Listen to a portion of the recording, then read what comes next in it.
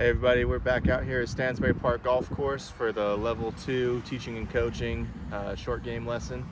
So I'm back out here with my dad. We've already done the full swing lesson with him, so now we're going to do our short game lesson. So I've watched him hit a few chips here and just kind of observed what he was doing on his first few chips. Dad, tell me what you know about chipping or things you like to think about. Have you ever taken a chipping lesson or short game lesson before? No, I've just kind of learned on my own, just chip and try to open up the blade to try to put some loft on the ball and to let it just kind of roll out.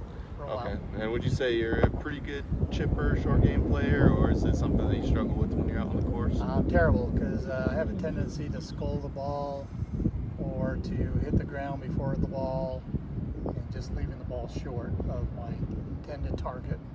So something that we probably want to work on in this lesson is just making better contact, make sure you're not hitting over the top of the ball, and make sure you're not hitting into the ground too far before the ball, right?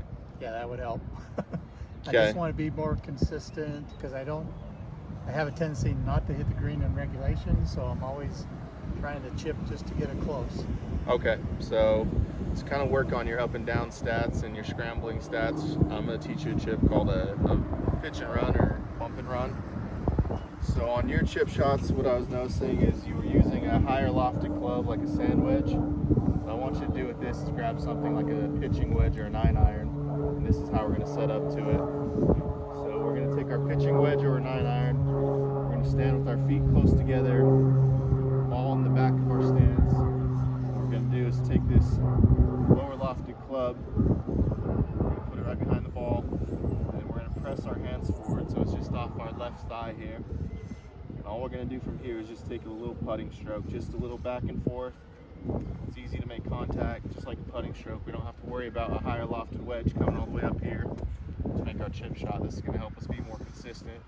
So the idea behind a bump and run is to get the ball on the ground quickly and let it roll out to the hole.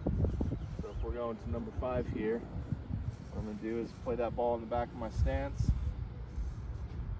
choke down on the club a little bit, get a little closer to the ball, just make a putting stroke. Just try to get it on the ground quickly and get the ball rolling. So we're going to go ahead and hit a few like that, and we'll go from there. Okay.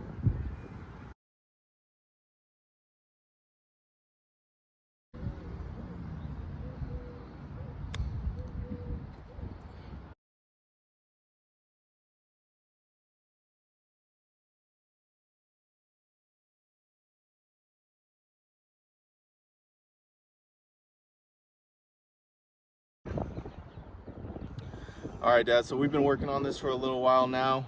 What are some of the differences you're noticing from the chips you came in when you were chipping here with your 52 versus your pitching wedge there? What did you notice the difference? I noticed that I kept the ball closer to the ground and it rolled out, and it didn't go as far as like I was trying to get it up in the air.